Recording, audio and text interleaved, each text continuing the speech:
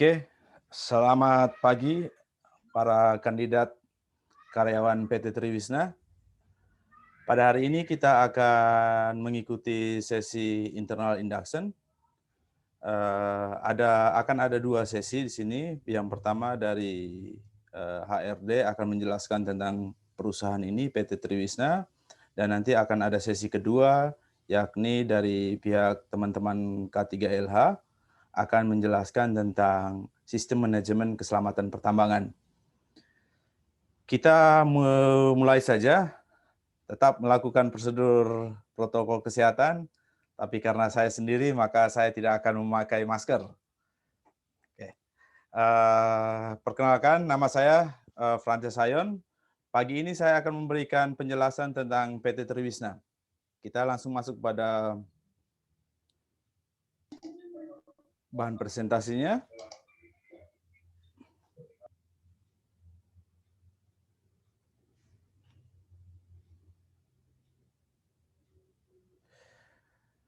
Agenda kita hari ini untuk internal induction dari HRD-nya, yakni yang pertama profil PT Triwisna. Kita akan menjelaskan tentang sejarah singkat PT Triwisna, visi dan misi perusahaan ini, kemudian jenis usaha, kemudian Triwisna update, ini update situasi terakhir hari ini tentang PT Triwisna. Kemudian pada bagian kedua, kami akan menjelaskan tentang peraturan perusahaan PT Triwisna. Dan yang ketiga, tentang aturan pemberi kerja, di mana dalam hal ini adalah pemberi kerja dari pihak ITSS. Oke, kita langsung masuk pada profil PT Triwisna. Ya,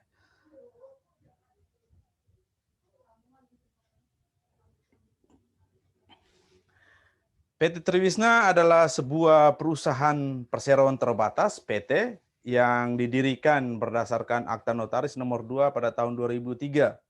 Perusahaan ini fokus pada dunia pertambangan mineral dan batu bara, jasa transportasi, dan maintenance.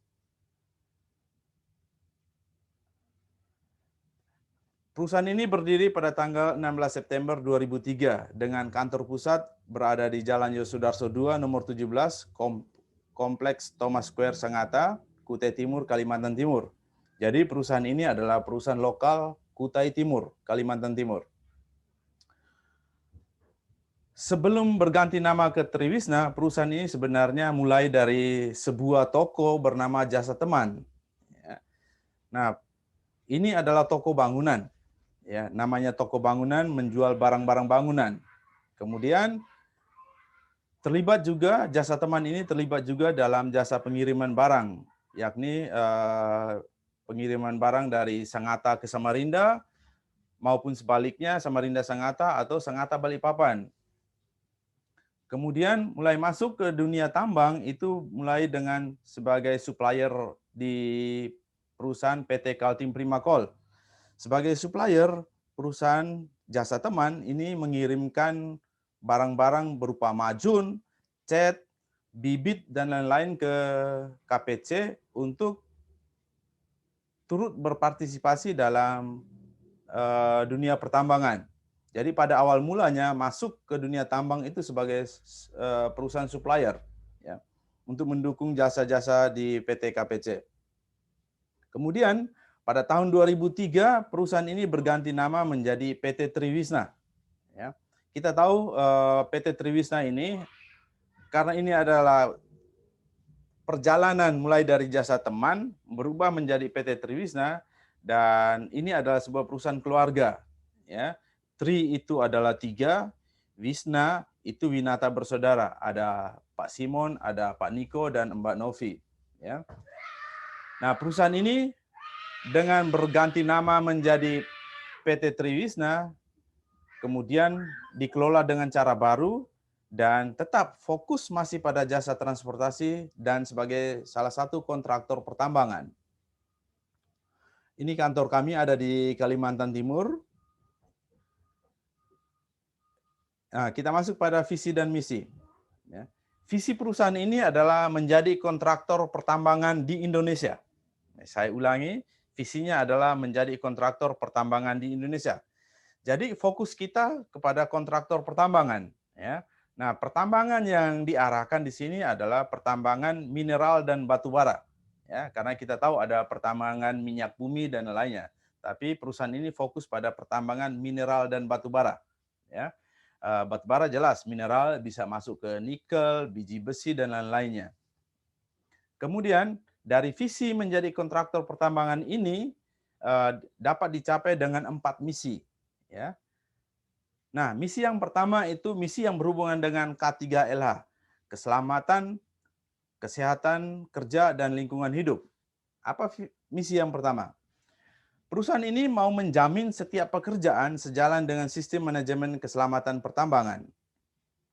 Oleh karena itu, setiap aspek pekerjaan, setiap jenis pekerjaan, maupun pekerjaan baru maupun yang lama, tetap harus dipertimbangkan yang namanya K3LH. Ya, sistem manajemen keselamatan pertambangan. Semua aturan yang berhubungan dengan kerja itu harus terarah kepada sistem manajemen keselamatan pertambangan. Jadi perusahaan berkeinginan supaya semua orang yang terlibat di dalam perusahaan ini, mau dari atasan sampai bawahan, itu harus mengikuti aturan main di dalam K3LH.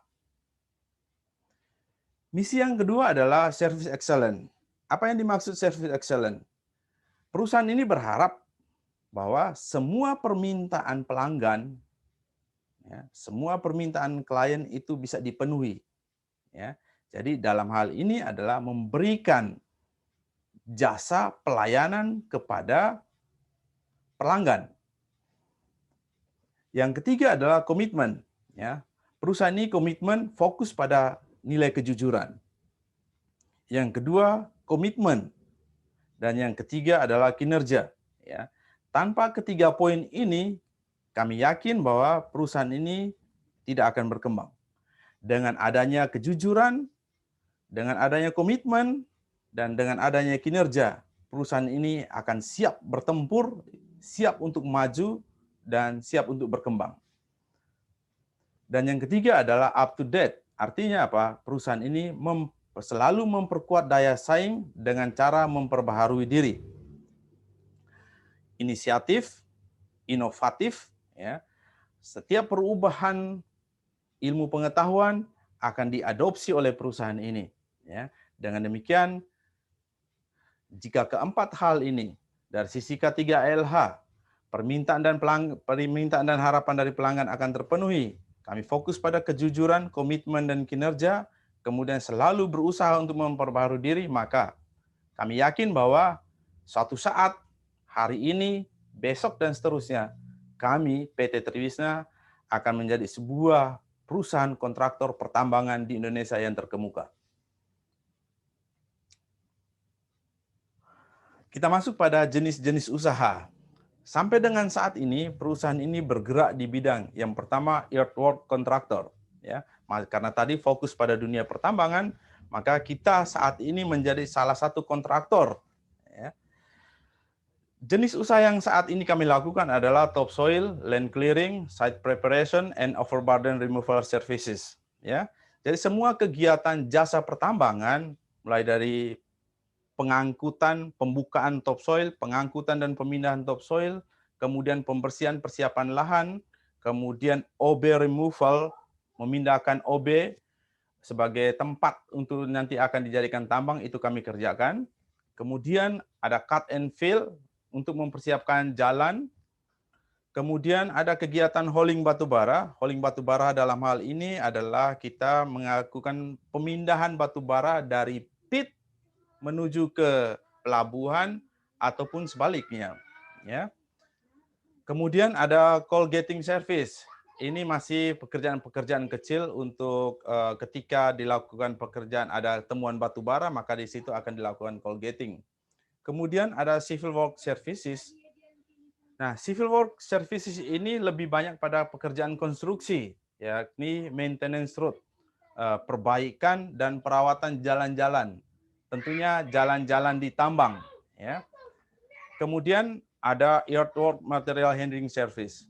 Nah, ini salah satu kegiatan yang ada saat ini di Sangatta, ada pemindahan topsoil. Jenis usaha yang kedua adalah tetap sebagai supplier. Dalam hal ini kami mensuplai pupuk dan bibit rumputan, kemudian ada perlengkapan safety, kemudian ada supply spare part untuk kendaraan ringan, ya. Kemudian ada bahan kimia berupa sabun dan lain-lainnya. Kemudian jenis usaha yang ketiga adalah land transport.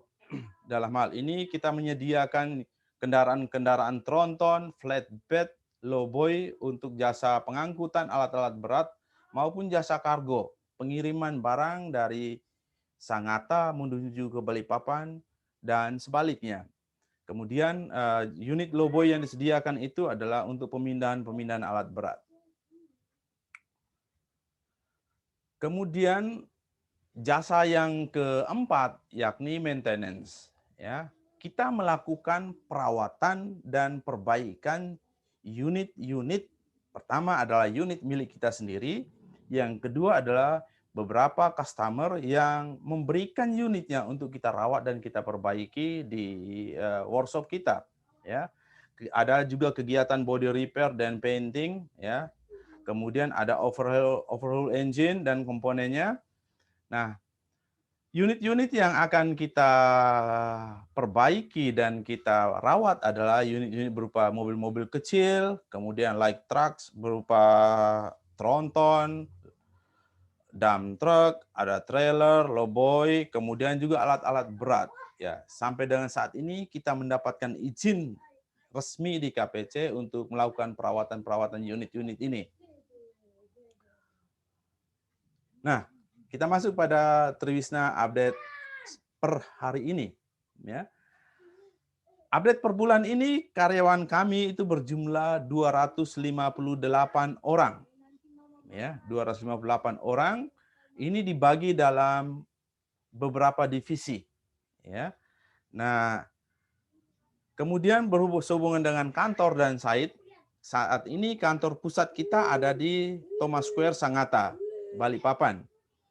Kemudian di Route 9 ini masih berhubungan dengan LV Maintenance, ya, untuk kegiatan perawatan dan perbaikan kendaraan unit-unit LV-nya milik KPC.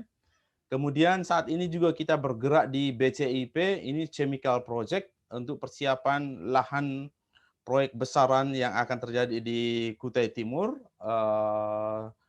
pengadaan chemical. Kemudian saat ini kita mencoba merambah ke tempat yang lain, yakni di Sulawesi Tengah dan Sulawesi Tenggara. Nah, kita mencoba bergerak bukan hanya di pertambangan batu bara, tetapi juga kita mulai bergerak di pertambangan nikel, mineral, ya, masuk mineral. Oke, demikian tentang profil singkat PT Triwisna. Kalau Anda ingin berkenalan lebih jauh tentang PT Triwisna ini, maka saya pikir Anda harus bergabung bersama kami, ya, supaya dapat mengalami sendiri bagaimana situasi di dalam perusahaan ini. Pada prinsipnya, PT Triwisna adalah sebuah perusahaan perseroan terbatas yang bergerak di bidang pertambangan mineral dan batu bara, di bidang jasa transportasi, dan di bidang maintenance and repair. Oke.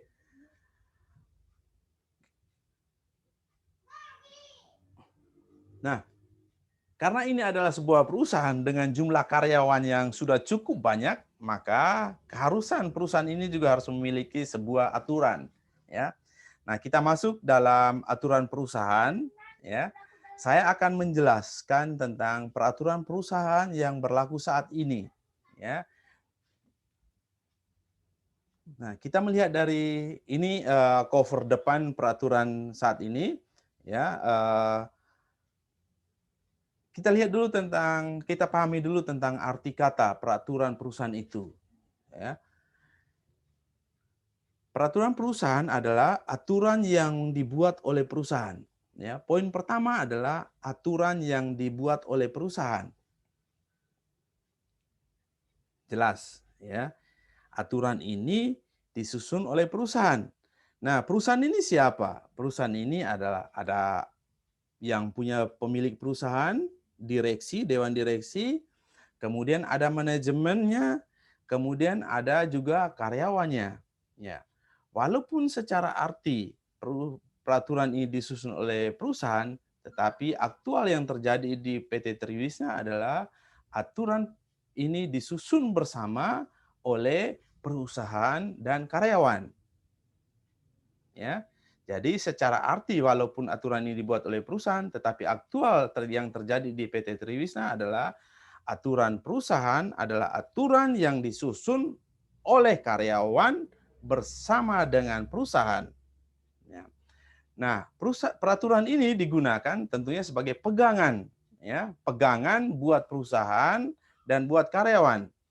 Ya, tentunya untuk mengatur hak dan kewajiban. Hak dan kewajiban siapa? Hak dan kewajiban pihak perusahaan dan hak dan kewajiban pihak karyawan. Ya. Ini ada dasarnya, ya. Kenapa harus ada peraturan perusahaan? Atau kenapa perusahaan harus memiliki sebuah peraturan? Ya. Kita kembali kepada Undang-Undang Tenaga Kerja Nomor 13 Tahun 2013 di pasal 108 menyebutkan bahwa pengusaha yang mempekerjakan sekurang-kurangnya 10 orang wajib membuat peraturan perusahaan. Ya. Ini legal standingnya. Kenapa harus ada peraturan perusahaan? Karena undang-undang mempersyaratkan perusahaan memiliki peraturan kalau memang kemudian memiliki banyak karyawan. Nah, apa fungsi dan tujuan dari peraturan perusahaan itu? Ya, tentunya yang pertama adalah mengatur hak dan kewajiban. Ya, peraturan itu disusun untuk mengatur apa hak perusahaan, apa kewajiban perusahaan. Dan sebaliknya, peraturan juga mengatur apa hak karyawan dan apa kewajiban dari karyawan tersebut. Hak dan kewajiban perusahaan maupun hak dan kewajiban dari karyawan itu harus diatur supaya apa? Keduanya bisa berjalan beriringan. Tidak boleh sampai terjadi silang antara hak dan kewajiban dari perusahaan maupun karyawan. Ya, karena ini perusahaan dibuat semacam ini supaya tidak terjadi konflik kepentingan dari kedua belah pihak. Tujuan yang kedua adalah tentunya sebagai guidance, ya, pedoman, ya, pedoman untuk pihak karyawan maupun pihak perusahaan. Dan yang ketiga adalah meningkatkan produktivitas kerja. Kalau perusahaan itu punya aturan main yang jelas, yang dipahami oleh perusahaan maupun karyawan, maka efek langsungnya adalah produktivitas kerja itu akan meningkat. Karena apa? Masing-masing orang berjalan pada relnya. Ya. Masing-masing orang tahu hak dan kewajibannya. Ya. Oke. Yang keempat adalah memberikan standar. Ya, ada standar yang jelas yang dipahami bersama oleh perusahaan maupun karyawan. Fungsi yang kelima adalah memberikan ketenangan kerja. Ya, Anda bisa membayangkan jika tidak ada aturan dalam sebuah negara, maka apa? Yang terjadi adalah ya, yang kuat akan menekan yang lemah dan yang lemah itu akan selalu ditekan. Oleh karena itu, adanya peraturan perusahaan ini bisa memberikan ketenangan kepada satu pihak perusahaan, di pihak yang lain ada karyawan. Orang bekerja dengan tenang karena ada kepastian hukum yang tercantum di dalam peraturan perusahaan itu. Nah, kita akan masuk di dalam peraturan ini. Peraturan ini ada sekitar 11 bab, ya. Di masing-masing bab itu sudah diatur sedemikian rupa untuk mencakupi hal-hal umum tentang hak dan kewajiban karyawan tersebut. Nah, di bab 1 itu ada pasal 1 tentang istilah-istilah. Ada beberapa istilah yang digunakan di dalam peraturan ini yang harus dipahami dahulu, ya. Nah, Kemudian di pasal 2 itu bicara tentang maksud dan tujuan, sudah saya jelaskan sebelumnya bahwa maksud dan tujuan peraturan ini dibentuk adalah untuk ketenangan kerja, harmonisasi antara hak dan kewajiban perusahaan maupun hak dan kewajiban dari karyawan. Kemudian ruang lingkupnya, tentunya peraturan ini hanya mengatur hal-hal yang umum, persyaratan kerja yang umum saja, tidak mengatur kepada hal-hal yang khusus. Ya, nanti hal-hal yang khusus itu akan dicantumkan di dalam perjanjian kerja, instruksi kerja, maupun surat keputusan dan lain-lainnya. Nah, ruang lingkup peraturan ini pun ini hanya berlaku bagi karyawan PT Triwisna. Ya. Jadi mereka yang pernah menandatangani perjanjian kerja di PT Triwisna dan sampai saat ini masih aktif bekerja sebagai seorang karyawan PT Triwisna akan patuh tunduk di bawah peraturan perusahaan ini. Siapapun dia, mau dia PJO, mau dia manajer, ataupun karyawan biasa, dia akan terkena aturan main yang ada di dalam peraturan perusahaan ini. Sedangkan di dalam bab 2, bab 2 ini mengatur tentang hubungan kerja. Nah, hubungan kerja yang dipahami oleh PT Triwisna ini melingkupi skemanya, siklusnya seperti ini. Ya. Yang pertama bicara tentang rekrutmen.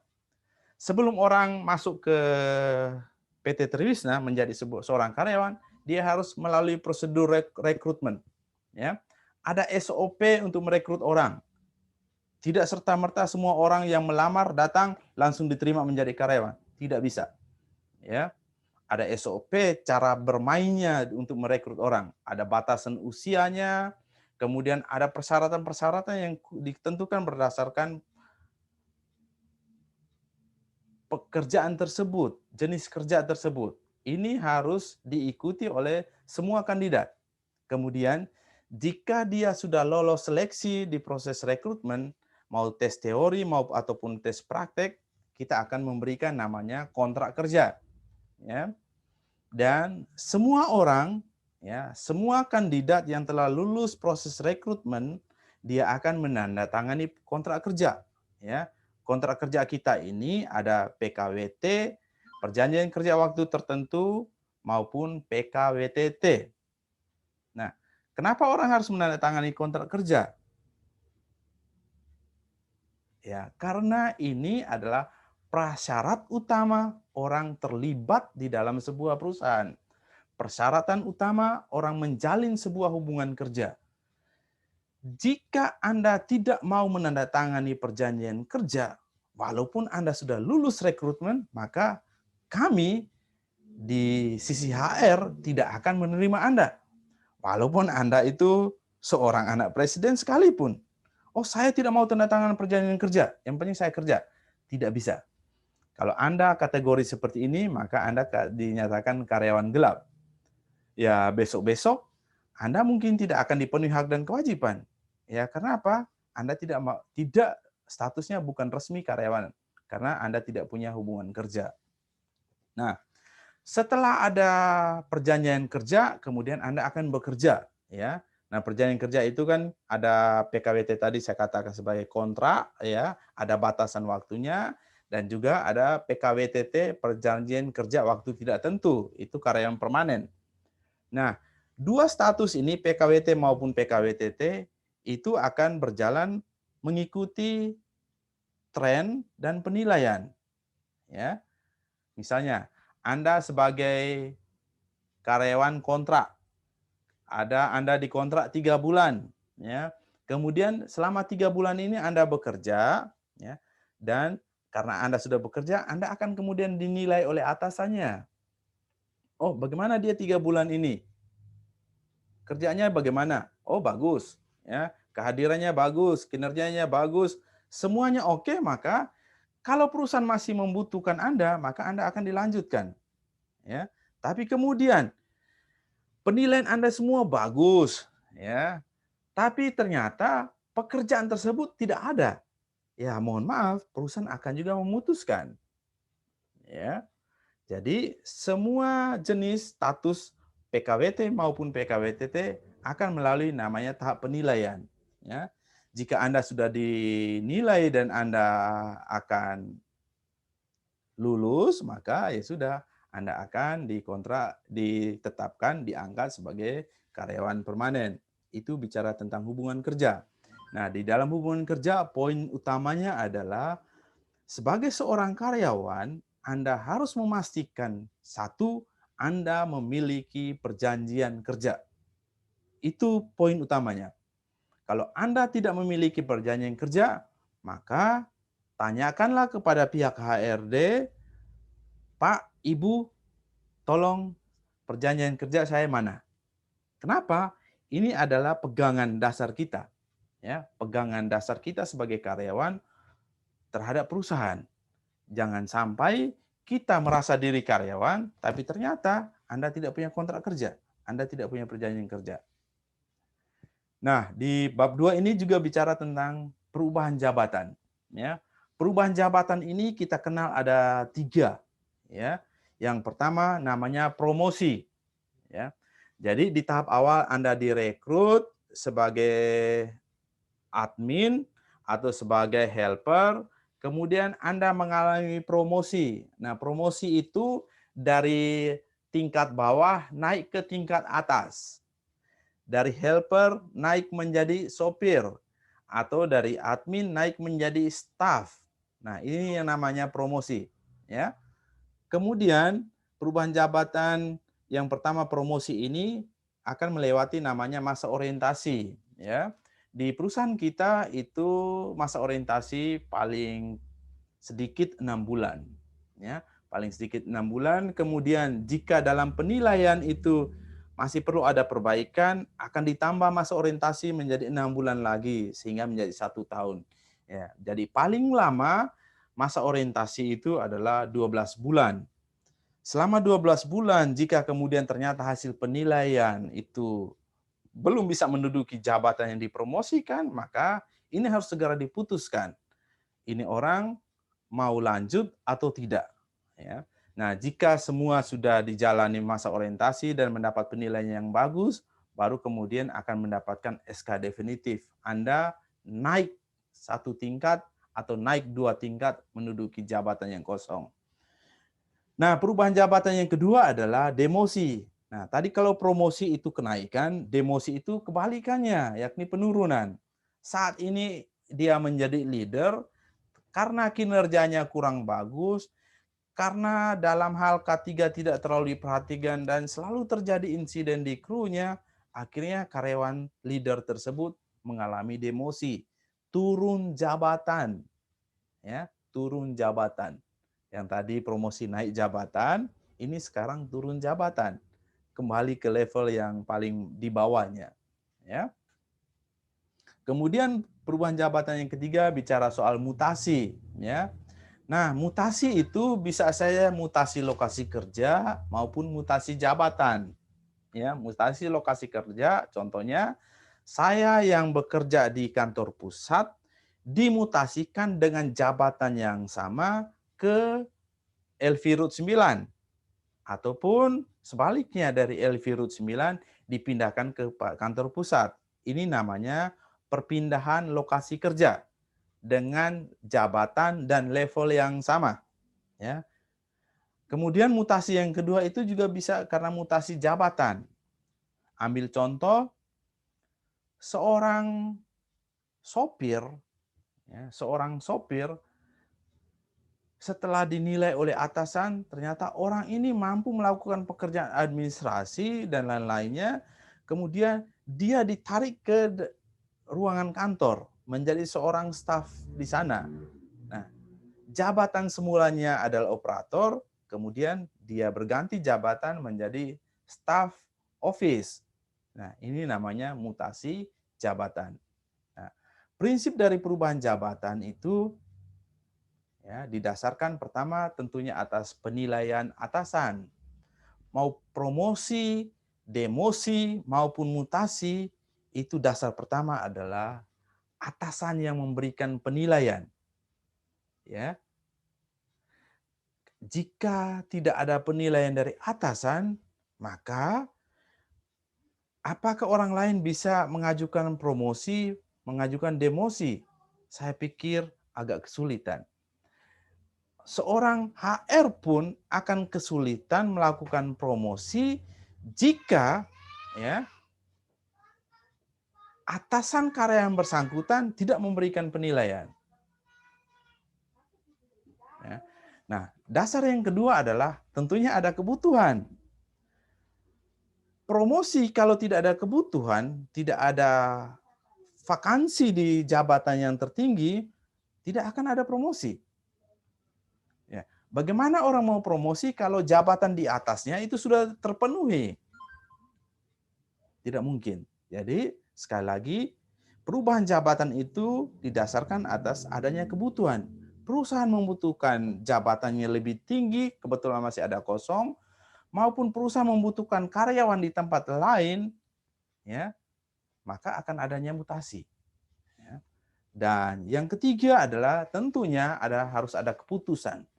Ada surat resmi dari perusahaan yang menunjukkan orang ini si A atau si B mengalami mutasi, demosi maupun promosi.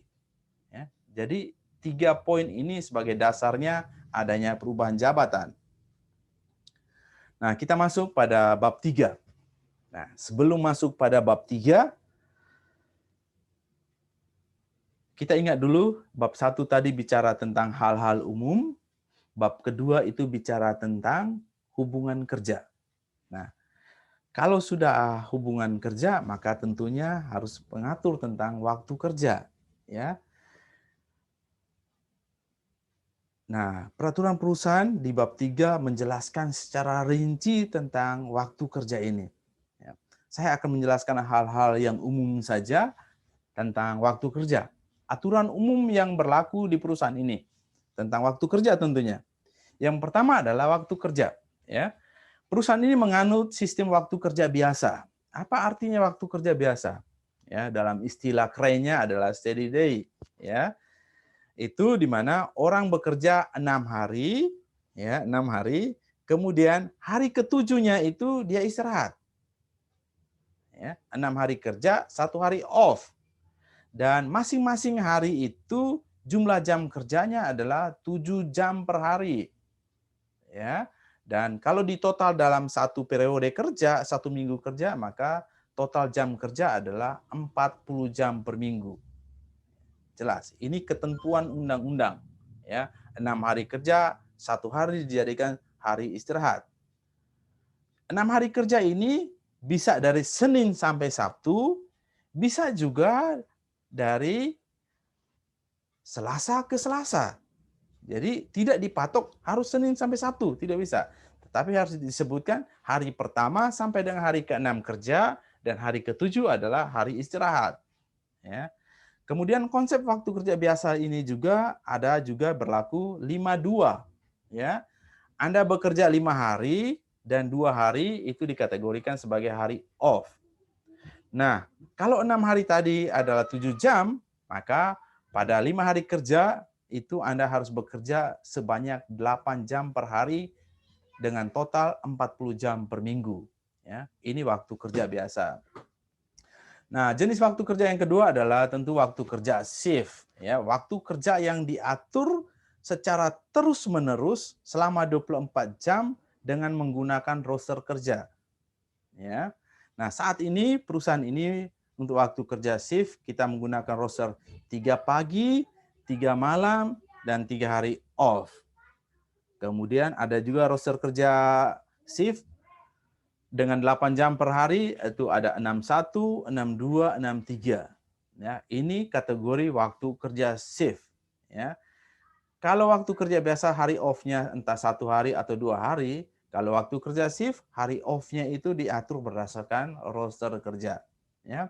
Ada ketentuan-ketentuan mengikuti peraturan perundangan yang berlaku, maka kita akan mengikuti seperti itu. Ini waktu kerja yang berlaku di perusahaan PT Triwisna. Kemudian bicara soal disiplin waktu kerja. Semua karyawan wajib mencatatkan waktu kehadiran kerja. Ya, entah dia mencatatnya melalui Google Doc, mau fingerprint, manual atau apapun, maka Anda harus menunjukkan bukti kehadiran Anda dengan tanda tangan Anda. Tidak bisa Anda datang kerja kemudian tidak menunjukkan bukti kehadiran, ya. Yang kedua adalah jika Anda terlambat, Anda harus minta izin dulu. Ya, minta izin dan lapor kepada atasan Anda. Yang ketiga, kalau Anda tidak hadir, tetap sama. Anda harus minta izin sebelum jam kerja, ya. Misalnya ambil contoh, Anda jam kerja mulai kerja itu aktual normalnya jam 7:30. Kalau Anda kebetulan tidak hadir kerja, maka minimal jam 7 Anda sudah harus menyampaikan kepada atasan Anda, Pak, Ibu, izin pada hari ini saya tidak masuk kerja dan sampaikan alasan Anda. Karena sakit, karena ini, karena itu. Dan ingat, setelah Anda menyampaikan dan tidak masuk kerja, besoknya ketika Anda masuk kerja lagi, Anda harus menunjukkan bukti. Ini kemarin saya izin sakit, ini surat sakit saya, Pak. Nah, jelas ya. Yang namanya tidak hadir, Anda harus minta izin dan Anda harus memberikan bukti ketidakhadiran Anda tersebut. Poin yang keempat adalah kalau Anda melanggar tentang waktu kerja, maka Anda akan diberi sanksi. Ya, sanksinya bisa beragam. Bisa konseling, bisa SP1, SP2, SP3, tergantung dari jenis pelanggaran waktu kerja tersebut. Ya. Saya ambil contoh, orang pulang cuti, ya seharusnya cuti masuk tanggal 26 Februari, ini tanggal 27 baru dia masuk kerja tanpa informasi apapun. Ini salah satu pelanggaran. Anda bisa langsung diberikan SP1, ya, karena Anda melanggar disiplin waktu kerja.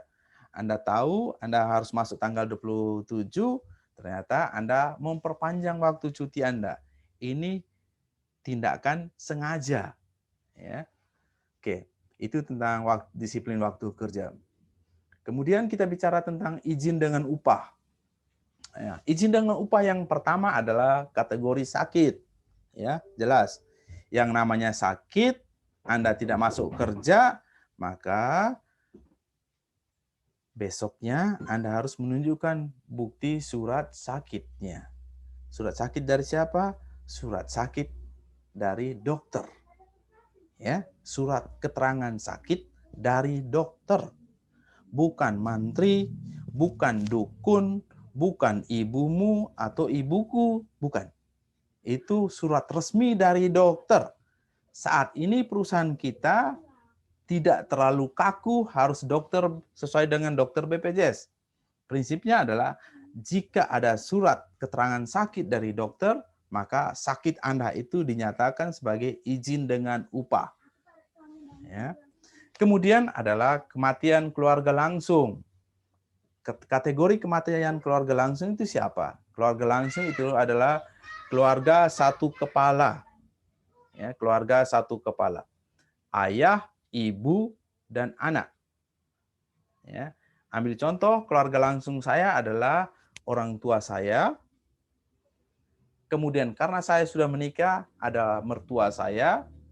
Kemudian ada istri saya dan ada anak-anak saya. Ini kategori keluarga langsung.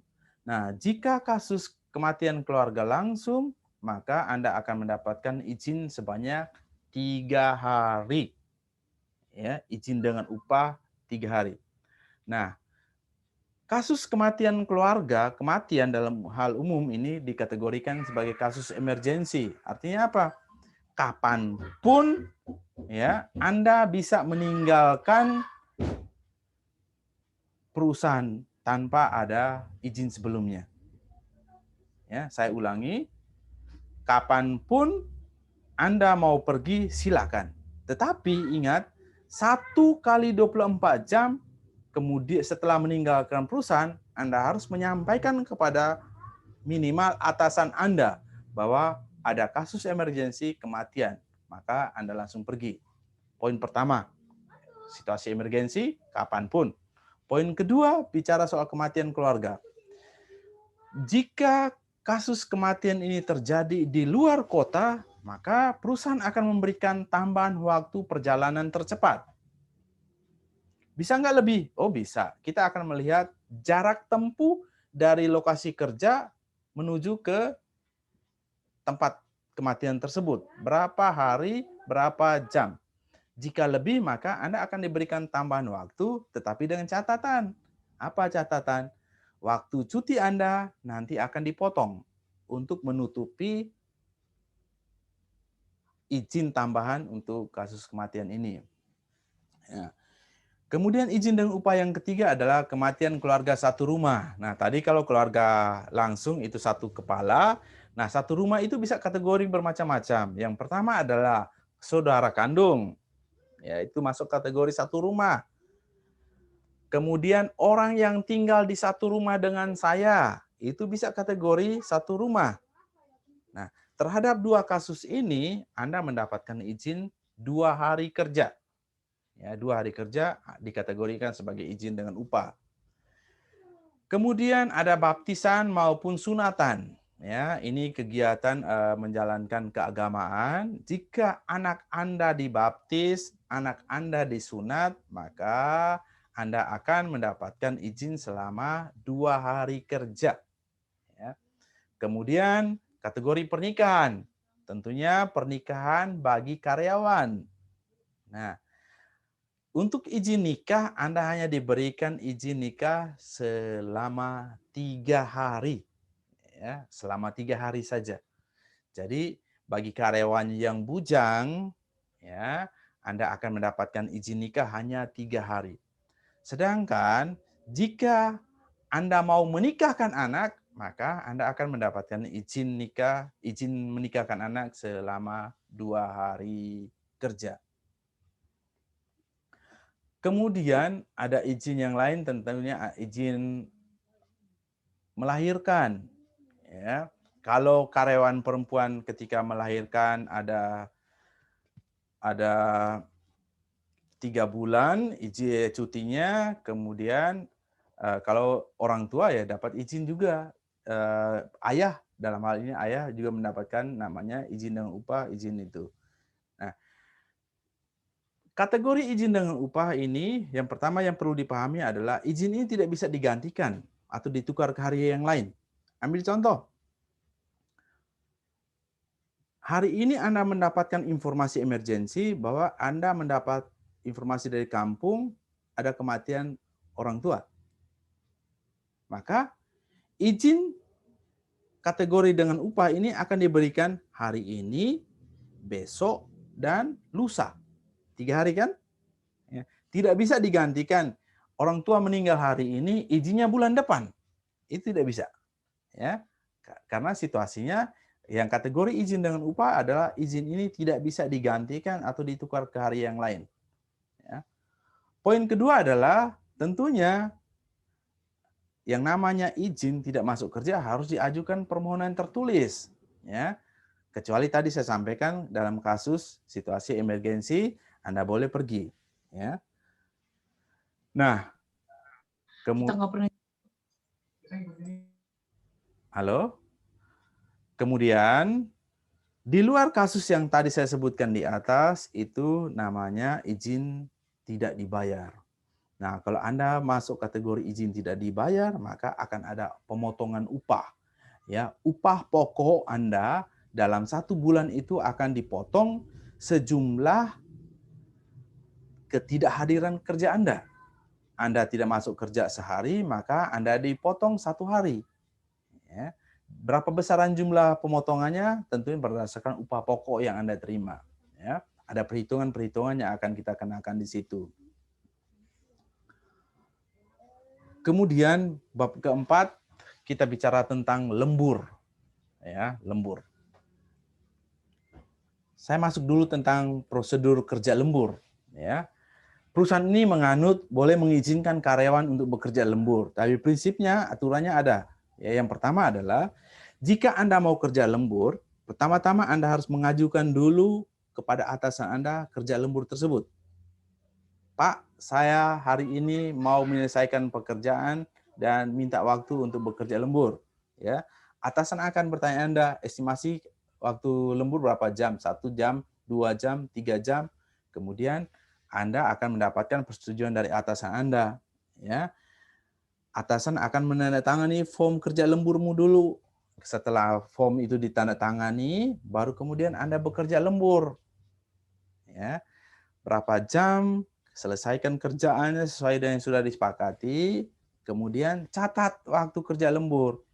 Bisa saja yang terjadi adalah Anda tadi minta izin 1 jam, tapi ternyata pekerjaan itu membutuhkan waktu yang cukup lama. Kemudian, selesai Anda bekerja lembur, Anda serahkan form itu kepada HR. Supaya apa? Form Anda itu tercatat, terdata di pihak payroll, agar Anda mendapatkan upah kerja lembur. Ya. Jadi, jika Anda bekerja lembur, tetapi Anda tidak menyerahkan form kerja lembur, maka ucapannya hanyalah terima kasih, Anda sudah bekerja melebihi waktu kerja Anda. Ya, karena tidak ada pegangan orang payroll untuk membayarkan waktu kerja Anda.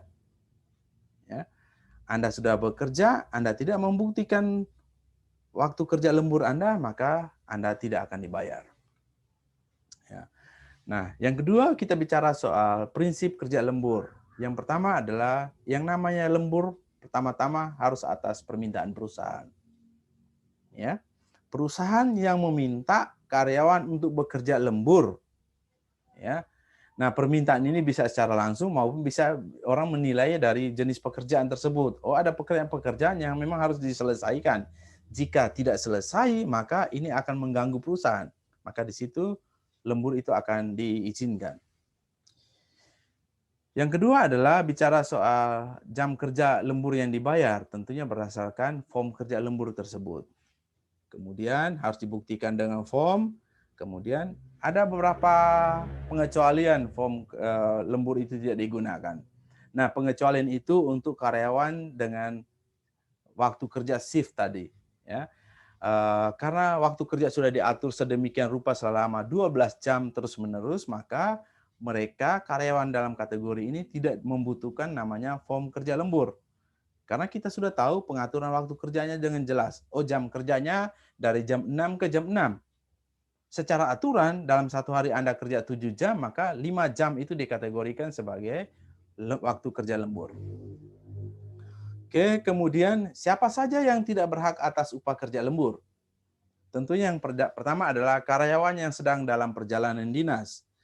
Jika dalam perjalanan dinas dilakukan melebihi jam kerja normal, maka itu tidak dihitung sebagai waktu kerja lembur. Ya. Poin kedua, karyawan yang sedang dalam pendidikan dan latihan. Mereka yang mengalami training, pendidikan di dalam kelas maupun di luar kelas sampai dengan melebihi jam kerja, itu tidak dikategorikan sebagai waktu kerja lembur. Kemudian karyawan dengan upah tertentu untuk level leader ke atas, ya. Dengan level tersebut mereka sudah mendapatkan upah yang diatur sedemikian rupa di mana ketika dia bekerja melebihi jam kerja, maka itu tidak dikategorikan sebagai lembur. Dan tentunya karyawan dengan tugas dan tanggung jawab tertentu. Saya ambil contoh seorang manajer. Seorang manajer itu bisa bekerja tidak didasarkan waktu kerja yang ada. Dia bisa bekerja dari pagi sampai malam, pada hari liburnya dia bisa bekerja, pada hari cutinya dia juga bisa bekerja. Karena tugas dan tanggung jawab tadi itu yang menyebabkan dia tidak dibatasi oleh waktu. Ya. Ini kelompok-kelompok mereka yang tidak berhak atas upah kerja lembur. Nah, kita masuk pada bab 5 tentang pengupahan. Ya. Apa saja pengupahan?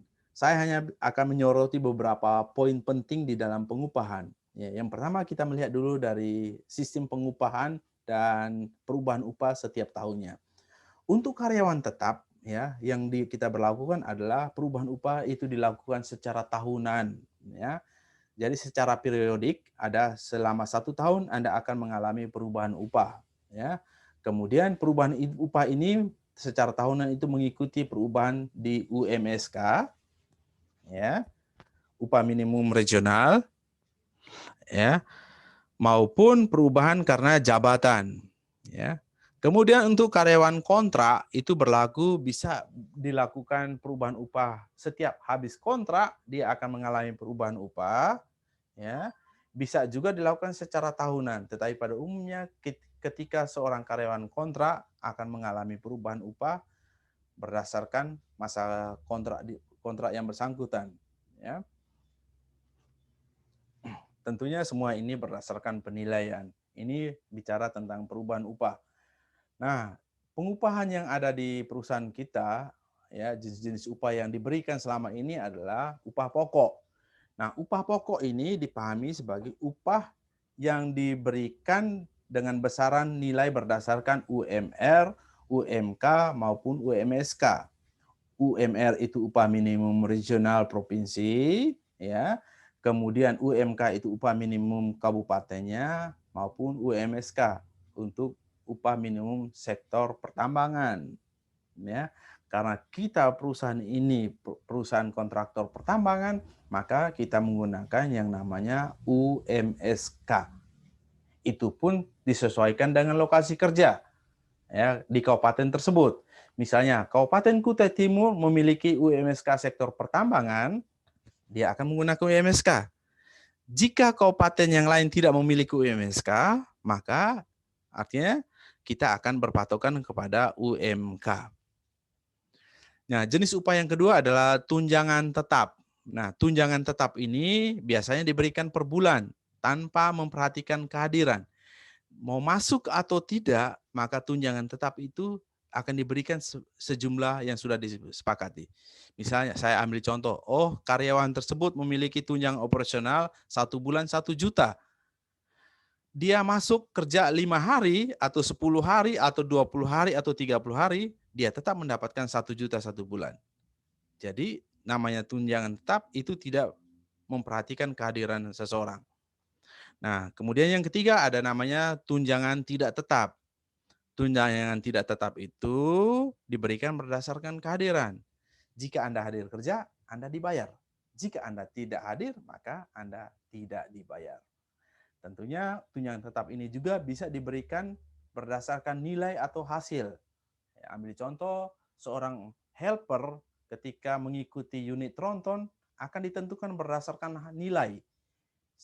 Kali perjalanan unit itu akan ditentukan nilainya 10 juta misalnya. Maka si helper akan mendapatkan 0,5% dari nilai atau hasil dari perjalanan atau unit tersebut. Ini namanya jenis-jenis upah yang ada di perusahaan ini. Ada upah pokok, tunjangan tetap, maupun tunjangan tidak tetap. Kemudian kita bicara tentang THR, tunjangan hari raya. Ya, tunjangan yang diberikan kepada karyawan berdasarkan hari raya keagamaan. Teman-teman yang beragama Muslim akan mendapatkan tunjangan pada saat Lebaran atau Idul Fitri. Teman-teman yang beragama Kristen akan mendapatkan pada saat Natal. Teman-teman yang beragama lain akan dipertimbangkan jika jumlahnya cukup banyak, misalnya yang beragama Konghucu banyak, maka kita akan memberikan pada saat Imlek. Atau teman-teman Hindu, Buddha akan, jika jumlah karyawan agama non-Muslim maupun non-Kristiani sedikit, maka pada umumnya teman-teman yang beragama Hindu, Buddha akan kita gabungkan pada Hari Raya Idul Fitri. Kemudian besaran THR itu tentunya disesuaikan dengan masa kerja. Ya. Sesuai dengan aturan Permenaker yang baru, THR diberikan kepada karyawan dengan masa kerja 1 bulan ke atas.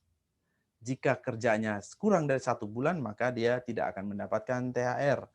Tentunya jumlahnya disesuaikan tadi. Misalnya masa kerja 1 bulan, dia akan mendapatkan 1 dibagi 12 bulan dikali dengan upah pokoknya. Ya, orang bekerja 6 bulan, maka dia akan mendapatkan setengah dari upah pokoknya.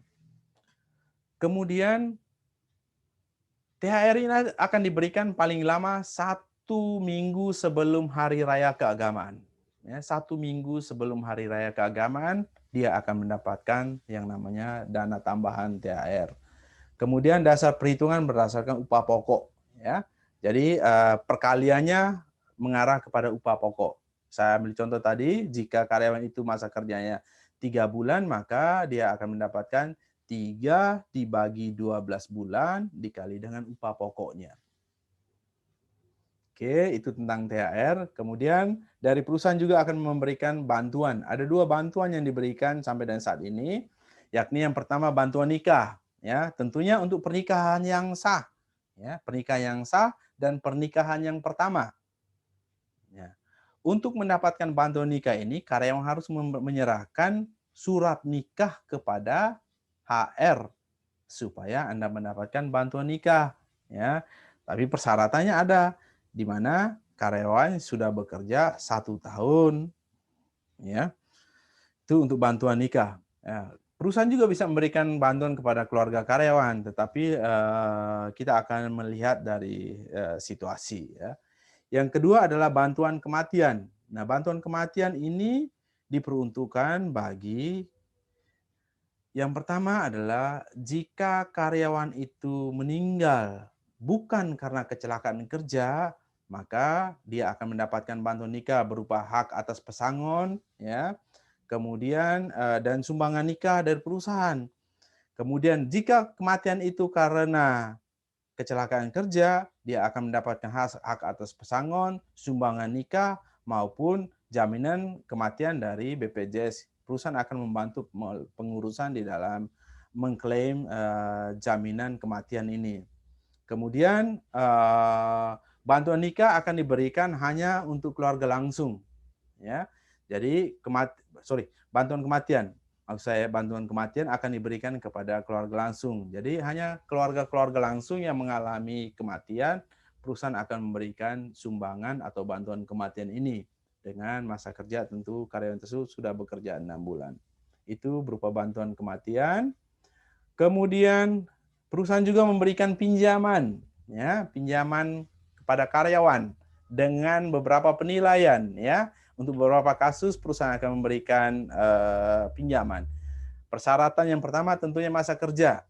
Minimal karyawan harus sudah bekerja 1 tahun, maka perusahaan bisa memberikan pinjaman. Yang kedua, karyawan harus bersedia untuk dicicil 1 bulan minimal 30% dari jumlah pinjaman. Kalau Anda pinjam 3.000, maka setiap bulan Anda harus siapkan dana berapa? Rp90. Ya. Kemudian besaran pinjaman itu paling besar, ya, paling besar hanya diberikan pada 5 kali upah pokok. Tidak boleh lebih dari 5 kali upah pokok. Gaji pokok Anda 1 juta, maka Anda hanya diizinkan untuk bisa meminjam sampai dengan 5 juta. Tidak bisa Anda kemudian pinjam 10 juta. Ya. Jadi perusahaan hanya membatasi besaran pinjaman. Nah, untuk bisa mendapatkan pinjaman ini, karyawan harus mendapat persetujuan dari atasan langsungnya dan persetujuan dari direksi. Ya. Jadi ada beberapa kasus perusahaan bisa memberikan pinjaman. Yang pertama, kasus kematian keluarga langsung. Ya. Yang namanya kematian itu kan emergensi, butuh dana mendadak, bisa diajukan ke perusahaan. Yang kedua adalah musibah. Rumah terjadi banjir, kebakaran, ya, perusahaan akan memberikan pinjaman untuk pembangunan, ya, tapi sejumlah yang tadi persyaratan itu. Yang ketiga bicara soal pengobatan keluarga langsung. Jika dalam situasi sakit Anda kekurangan dana, maka bisa diajukan kepada perusahaan. Dan yang keempat adalah pendidikan anak. Ya, kita sampai dengan saat ini kita fokus kepada pendidikan anak. Beberapa kali perusahaan memberikan pinjaman ketika karyawan membutuhkan dana untuk pendidikan anaknya. Kemudian kita bicara yang berikut tentang BPJS. Ya, BPJS kita kenal ada 2, BPJS Kesehatan maupun Ketenagakerjaan. Kita akan bicara satu persatu BPJS Kesehatan.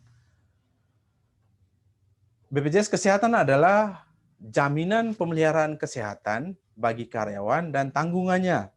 Ya. Jadi Badan Sosial Jaminan Kesehatan itu memberikan pelayanan kesehatan kepada karyawan dan tanggungannya. Nah, kategori tanggungannya itu siapa? Tanggungan itu yang pertama istri dan 3 orang anak.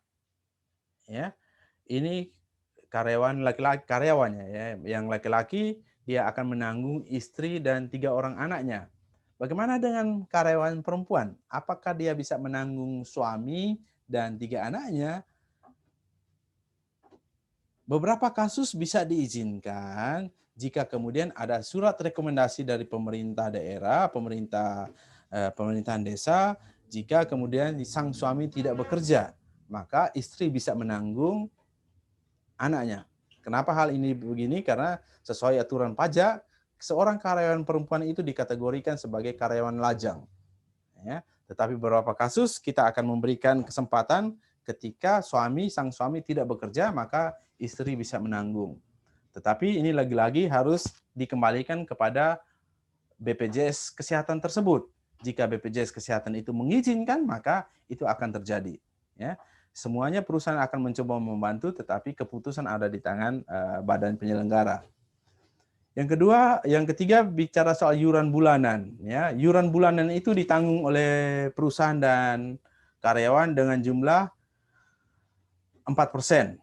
3% dari perusahaan dan 1% dari karyawan. Kemudian untuk kebutuhan BPJS Kesehatan ini, maka seorang karyawan harus menyediakan berkas-berkas administrasi. Anda harus memberikan kepada HR fotokopi kartu keluarga, fotokopi KTP suami dan istri maupun akte lahir anak Anda, ya. Ketika berkas administrasi ini lengkap, maka perusahaan akan mendaftarkan Anda sebagai salah satu anggota BPJS Kesehatan yang ditanggung oleh perusahaan. Ya. Nah, untuk kebutuhan ini maka setiap karyawan wajib menyampaikan perubahan data keluarganya. Entah itu penambahan maupun pengurangan keluarga, harus sesegera mungkin disampaikan kepada pihak HR supaya data itu bisa diupdate di BPJS Kesehatan. Kedua tentang BPJS Ketenagakerjaan. Ya. Nah, BPJS Ketenagakerjaan memberikan 4 layanan. Yang pertama jaminan hari tua. Layanan pertama adalah jaminan hari tua. Jaminan hari tua ini adalah besaran iuran yang dipotong dari karyawan maupun perusahaan disimpan ke badan penyelenggara, kemudian akan dikelola dengan sistem keuangan, mendapat bunga dan lainnya. Nah, jaminan ini akan didapat oleh seorang karyawan ketika dia sudah berhenti kerja. Dia akan melakukan klaim ke badan penyelenggara untuk menarik kembali uangnya yang sudah dipotong selama setiap bulan. Nah, besaran potongan iuran bulanan adalah 3%, 3,7% dari perusahaan dan 2% dari karyawan. Ya, dana ini tidak akan hilang. Dana ini sekali lagi tidak akan hilang, semuanya tersimpan di Badan Penyelenggara Jaminan Sosial Ketenagakerjaan. Ya, ketika Anda sudah berhenti kerja dari perusahaan tersebut, maka Anda bisa mengklaim ke pihak BPJS untuk mengeluarkan biaya iuran jaminan hari tua ini. Ya. Kemudian yang kedua adalah jaminan kecelakaan kerja. Ya. Jaminan kecelakaan kerja adalah perlindungan atas risiko kecelakaan kerja. Ya. Jadi kecelakaan kerja yang terjadi, yang dikategorikan sebagai kecelakaan kerja adalah kecelakaan kerja yang terjadi dari perjalanan dari rumah menuju ke tempat kerja maupun dalam konteks perjalanan dinas. Jika Anda mengalami kecelakaan kerja, ini akan dijamin oleh jaminan kecelakaan kerja yang diadakan oleh BPJS Ketenagakerjaan. Nah, besaran jenis-jenis jaminan kecelakaan kerja yang pertama adalah Anda akan mendapatkan perawatan, kemudian Anda akan mendapatkan santunan uang kematian, mendapatkan beasiswa untuk anak, ya, santunan selama tidak bisa bekerja, itu akan dijaminkan oleh jaminan kecelakaan kerja yang diadakan oleh BPJS Ketenagakerjaan. Nah, besaran iuran itu semuanya dari perusahaan. Ya, jadi iuran bulanan setiap bulan karyawan tidak dipotong untuk jaminan kecelakaan kerja, tetapi ini ditanggung sepenuhnya oleh perusahaan. Ya. Kemudian yang berikut adalah jaminan kematian. Jaminan kematian adalah manfaat uang tunai kepada ahli waris jika ada kematian bukan karena kecelakaan kerja. Ya. Jadi dibedakan. Kalau jaminan kecelakaan kerja, jika kecelakaan kerja itu menimbulkan luka sementara, cacat total maupun kematian akan dijaminkan oleh jaminan kecelakaan kerja. Jika karyawan tersebut meninggal bukan karena kecelakaan kerja, maka perusahaan akan membantu mengklaim uang tunai di Badan Penyelenggara Jaminan Sosial Ketenagakerjaan untuk ahli waris. Ya, ahli waris resmi yang dicatat di perusahaan. Siapa ahli waris resmi? Bagi karyawan yang menikah, maka istri ataupun suami dan anaknya. Itu adalah ahli waris resmi karyawan. Jika karyawan bujang, maka ahli waris resminya adalah kedua orang tuanya. Bukan kakak, bukan adik, tetapi kedua orang tuanya. Ya. Kalau orang tuanya sudah meninggal, baru itu diturunkan kepada saudara kandung. Ya, itu jaminan kematian. Ya. Jumlah dananya cukup besar ya. Jaminan kematian ini jumlah dananya cukup besar. Tinggal bagaimana kita membantu kepada ahli waris ya yang ditinggalkan oleh karyawan tersebut untuk diklaim ke BPJS Ketenagakerjaan. Ya. Iuran bulannya setiap bulan perusahaan yang menanggung sejumlah 0,3%. Ya. Kemudian yang berikut, yang keempat adalah jaminan pensiun. Nah, jaminan pensiun ini dibayarkan pada saat pensiun. Ya.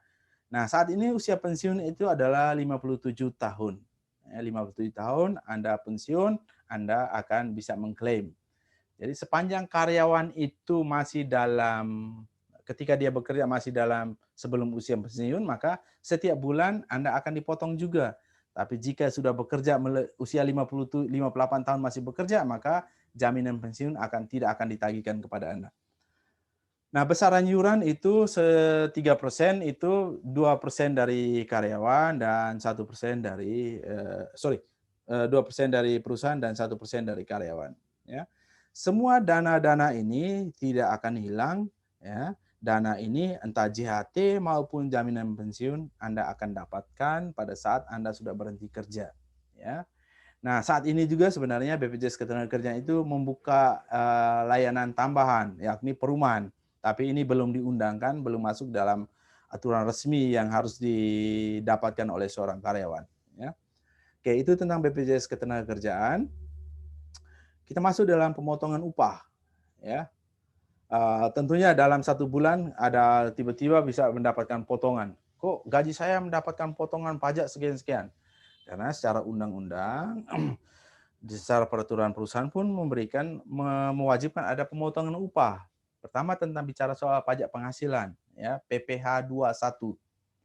Dalam aturan perpajakan disebutkan bahwa setiap pendapatan karyawan selama menjadi karyawan maupun saat keluar akan mendapatkan potongan pajak penghasilan PPh 21. Ya, ini ketentuan negara, ya, ketentuan negara yang harus diikuti oleh semua warga negara yang bekerja. Ya. Jadi gaji bulanan Anda akan mendapatkan potongan PPh 21. Pada saat Anda di PHK, Anda mendapatkan pesangon, uang penghargaan masa kerja, dan lain-lain, Anda akan mendapatkan potongan pajak. Ya. Yang kedua, pemotong upah itu bisa dalam kategori BPJS Kesehatan maupun BPJS Ketenagakerjaan. Kemudian jika ada pinjaman, ya, kalau Anda mau minjam ke perusahaan, maka Anda harus setiap bulan mendapatkan pemotongan upah. Nah, kita masuk pada bab 6 tentang cuti. Ya, saya akan menjelaskan hanya sepintas tentang cuti. Ada beberapa jenis cuti dan nanti prosedurnya seperti apa. Yang pertama tentang cuti tahunan. Ya, cuti tahunan adalah hak yang diberikan kepada karyawan setelah yang bersangkutan bekerja selama 12 bulan terus-menerus, tidak henti. Ya. Jadi ambil contoh, jika karyawan itu diterima bekerja pada tanggal 1 Januari 2021, maka ketika dia bekerja sampai dengan 31 Desember 2021, dia sudah berhak mendapatkan cuti tahunannya. Nah, cuti tahunan ini itu akan diambil pada periode 1 Januari 2022 sampai dengan 30 Juni 2022. Ya. Jadi hak cuti tahunan itu akan diberikan setelah Anda bekerja 12 bulan terus-menerus. Yang kedua adalah cuti panjang. Ya, cuti panjang itu diberikan setelah Anda bekerja 6 tahun terus-menerus. Ya. Nah, cuti panjang ini akan diambil pada tahun ke-7 dan tahun ke-8 sebanyak 2 bulan. Di tahun ke-7 Anda mendapatkan 1 bulan, di tahun ke-8 Anda mendapatkan 1 bulan lagi. Jadi jumlahnya 2 bulan kalender. Tadi cuti tahunan itu 12 hari kerja, sedangkan di cuti panjang itu tidak memperhatikan hari kerja, tetapi hitungnya hari kalender. Ya. Kemudian cuti yang ketiga adalah bagi karyawan wanita, yakni cuti melahirkan. Ya, ingat ini cuti hanya untuk karyawan wanita. Ya. Kalau 2 cuti sebelumnya, cuti tahun dan cuti panjang itu ditentukan berdasarkan waktu kerja, ini cuti karena kodrat. Ya. Kodrat perempuan sebagai seorang ibu ketika dia mau melahirkan, dia akan mendapatkan izin cuti sebanyak 3 bulan. Pada umumnya diambil, kalau kita mengikuti ketentuan peraturan perundang-undangan, cuti 3 bulan ini diambil 1,5 bulan sebelum melahirkan dan 1,5 bulan setelah melahirkan. Itu sesuai aturan perundang-undangan.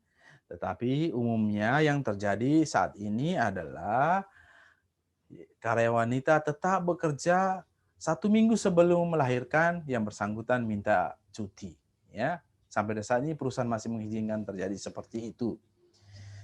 Yang keempat, cuti keagamaan. Cuti keagamaan ini bicara soal memberikan kesempatan kepada seorang karyawan untuk menunaikan ibadah keagamaannya.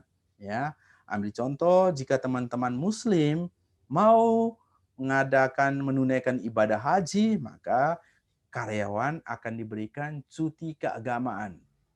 Ya, hati-hati bagi teman-teman Muslim, cuti keagamaan yang dimaksud adalah menunaikan ibadah haji, bukan umroh, bukan perjalanan rohani. Ya, ini yang harus dipahami dari awal. Jika Anda umroh dan Anda mengajukan cuti keagamaan, maka ketika suatu saat nanti Anda melakukan ibadah haji, naik haji, maka hak cuti keagamaan tidak bisa diberikan lagi karena Anda sudah mengambil. Ya. Sedangkan bagi teman-teman non-muslim bisa mengajukan cuti keagamaan dalam konteks perjalanan rohani. Ya. Jadi hati-hati tidak menggunakan cuti keagamaan ini. Ya, jangan sampai terjadi kesalahpahaman. Kemudian bicara soal prosedur cuti. Ya, bagaimana sih orang mau mengambil cuti? Prinsipnya apa teman-teman? Cuti itu hak, tetapi hak itu tetap diatur oleh karyawan. Oleh perusahaan. Oleh karena itu ada prosedur, tata caranya sebelum Anda pergi cuti. Yang pertama tentunya Anda harus mengajukan dahulu permohonan, ya, dengan menggunakan form yang ada di HRG, formulir pengajuan cuti. Silakan Anda isi di situ lengkap nama, DOH Anda, kapan Anda cuti, berapa hari Anda cuti, kapan Anda masuk kembali bekerja, siapa yang akan menggantikan Anda, kemudian Anda melakukan penandatanganan, kemudian setelah form itu Anda isi dengan lengkap dan Anda tanda tangani, form tersebut itu akan diserahkan kepada admin masing-masing. Ya, admin akan melakukan verifikasi. Verifikasi itu bisa dilakukan berhubungan dengan roster kerja, maupun apakah hak Anda sudah muncul atau belum. Ya. Kemudian setelah form Anda diverifikasi oleh admin Anda, form itu kemudian diajukan kepada atasan langsung. Jika di divisi Anda punya atasan langsung seorang manajer, maka Anda akan mendapatkan persetujuan kepada atasan langsung Anda di manajer. Jika atasan langsung Anda adalah seorang supervisor, maka minta persetujuan kepada atasan langsung. Kenapa harus ada persetujuan atasan langsung? Karena atasan langsunglah yang mengetahui kondisi aktual tentang pekerjaan yang akan ditinggalkan tersebut. Ya. Kemudian setelah atasan langsung menyetujui, baru kita akan mengajukan kepada PJO, ya, penanggung jawab operasional, yang akan memberikan persetujuan akhir kepada permintaan cuti tersebut. Nah, setelah disetujui oleh PJO, baru kemudian Anda pergi cuti, ya, sesuai dengan jumlah yang sudah diajukan di dalam formulir pengajuan cuti. Anda mengajukan cuti 4 hari cuti, maka Anda hanya menjalani cuti sebanyak 4 hari. Dan jangan lupa yang terakhir adalah Anda harus kembali bekerja. Ya, Anda harus kembali bekerja setelah menjalani hak cuti Anda, silakan untuk kembali bekerja. Ya, ingat, cuti adalah hak karyawan, tetapi hak ini diatur oleh perusahaan. Ya, jadi bukan perusahaan melarang Anda untuk cuti, tetapi perusahaan mengatur. Ya, tidak mungkin kemudian perusahaan memberikan cuti di saat bersamaan sejumlah karyawan. Ya, mekanik hanya 10 orang, tiba-tiba 10-10-nya minta cuti di waktu bersamaan, ya tidak bisa. Atasan akan mengelolanya waktu cuti. Oh, si A, kamu cuti dulu 7 hari. Setelah masuk 7 hari, hari ke-14 berikutnya si B pergi, dan seterusnya dan seterusnya. Oke, ya. Jadi cuti ini tetap dikelola, diatur oleh perusahaan. Itu tentang prosedur cuti. Kemudian kita bicara tentang K3LH, dan secara umum akan dijelaskan pada saat sesi tentang K3LH. Saya hanya memberikan beberapa hak, ya, tentang K3LH. Bicara soal hak, ya, setiap karyawan berhak bekerja dengan aman. Ya, itu prinsip utamanya. Jadi perusahaan menjamin, ya, perusahaan harus menjamin bahwa karyawannya itu bekerja dengan aman. Itu hak. Ya. Kemudian haknya juga mendapatkan APD, perlengkapan dan peralatan kerja aman. Ya. Kemudian karyawan juga berhak mendapatkan pemeriksaan kesehatan secara berkala. Itu beberapa hak yang muncul dalam berhubungan dengan K3LH. Kemudian kewajiban, tentunya karena Anda sudah mendapatkan tadi, Anda wajib mentaati yang namanya aturan main di K3LH. Ada SOP-nya, ada JSA-nya, Anda harus patuh itu. Kalau SOP mengatakan Anda harus pakai helm saat bekerja, maka ya Anda harus patuhi. Ya, Anda harus mengenakan helm pada saat bekerja. Kemudian kewajiban juga Anda, ketika Anda sudah mendapatkan pemeriksaan kesehatan secara berkala, jadwal sudah diajukan oleh teman-teman dari pihak HSE, pihak safety, Anda harus melakukan MCU, ya. Jangan ditunda-tunda lagi MCU-nya, ya. Anda bisa dikenai sanksi tindakan disiplin kalau kemudian Anda tidak melakukan MCU, sampai ditahan-tahan sampai dengan ID Anda kedaluarsa. Ketika ID Anda kedaluarsa, Anda tidak bisa masuk bekerja, di situ dikategorikan sebagai sebuah pelanggaran. Anda dengan sengaja tidak melakukan medical check-up periodik. Kemudian Anda wajib juga melaporkan setiap kejadian kecelakaan. Sekecil apapun kecelakaan itu, Anda harus melaporkan kepada atasan Anda. Ya. Ataupun near miss, kemungkinan hampir terjadinya kecelakaan, Anda juga harus melapor. Anda juga harus melapor yang namanya kondisi bahaya yang ada di lokasi kerja Anda. Anda harus laporkan itu kepada atasan supaya tadi kita berhak mendapatkan bekerja dengan aman, ya. Semua kejadian kondisi harus dikelola supaya hal itu menjadi aman buat kita. Kemudian tentunya Anda juga siap menerima sanksi jika terjadi pelanggaran. Kalau Anda melanggar SOP, maka ada sanksi yang sudah menunggu Anda. Tapi ingat, menjalani SOP bukan karena sanksi, tetapi menjalani SOP karena kebutuhan akan kerja aman tersebut. Oke, kita masuk. Kemudian yang berhubungan dengan K3LH ini juga pada prinsipnya bahwa perusahaan berkomitmen untuk menjamin setiap pekerjaan sudah sejalan dan patuh pada aturan K3LH yang ada. Itu poinnya. Level manajemen sudah punya komitmen bahwa perusahaan ini harus patuh pada aturan K3LH. Maka kalau manajemen sudah punya komitmen, kita sebagai karyawan juga punya komitmen yang sama bahwa kita memastikan apa yang kita kerjakan pekerjaan kita itu sudah dianalisa bahayanya, dan pekerjaan kita itu kita yakin kita akan bekerja dengan aman. Oke, bab 8 kita bicara tentang pendidikan dan latihan, hanya memberikan kepastian bahwa semua karyawan siap sedia jika kemudian terjadi adanya pendidikan dan latihan di perusahaan. Tentunya pendidikan dan latihan ini untuk mengembangkan kompetensi masing-masing, mengembangkan skill ya yang tadinya belum apa-apa, dengan adanya training itu kemudian menjadi lebih banyak. Ya.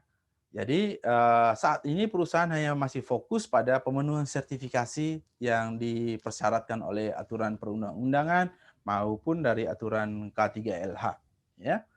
Kemudian jika karyawan itu sudah mengikuti pendidikan dan latihan yang diadakan dan dibiayai oleh perusahaan, maka perusahaan akan memberikan ikatan dinas. Ya, ini namanya ganti rugi ya, karena perusahaan sudah mengeluarkan dana, maka Anda sebagai karyawan harus memberikan jaminan bahwa ilmu yang Anda dapatkan selama pendidikan latihan itu tetap dipergunakan untuk perusahaan. Ya, itu ada ikatan dinas. Ada masa-masa tertentu sesuai dengan besaran biaya yang dikeluarkan oleh perusahaan akan dibuatkan ikatan dinas. Bab 9 bicara tentang hak kewajiban. Ini bicara beberapa hal umum tentang hak dan kewajiban. Ya. Kemudian di dalam hak dan kewajiban ini bicara tentang tata tertib kerja. Ya. Anda harus berpakaian seragam, ada kepastian disiplin waktu kerja. Kemudian bicara tentang rahasia jabatan. Sebagai seorang pemegang pimpinan, misalnya saya ambil contoh, Anda harus menjaga rahasia jabatan. Jadi ini melatih diri kita untuk menahan diri untuk tidak menyampaikan apapun itu berhubungan dengan rahasia perusahaan. Saya ambil contoh kecil. Seorang admin staff payroll, dia memegang rahasia jabatan berupa rahasia upah yang diberikan kepada seluruh karyawan. Maka dia berhak untuk menjaga rahasia tersebut. Ya, jangan sampai kemudian atas dasar kemauan sendiri membeberkan informasi gaji kepada orang-orang yang tidak berkepentingan. Ya. Begitupun seorang HR tidak bisa kemudian membuka sedemikian rupa informasi apapun tentang perusahaan. Ya. Jadi masing-masing jabatan dengan tugas wewenangnya harus menjaga yang namanya rahasia jabatan. Kemudian bicara tentang perilaku sebagai rekan kerja, ya, ada asas saling menghormati. Ya, masing-masing orang pribadi dengan kelebihan dan kekurangannya sebagai rekan kerja harus dihormati.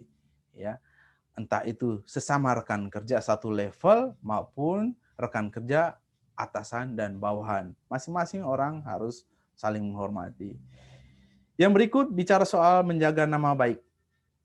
Selama Anda menjadi karyawan PT Trisna, Anda juga berhak dan berkewajiban untuk menjaga agar perusahaan itu tetap dilihat baik oleh orang lain. Ya, tetap dilihat.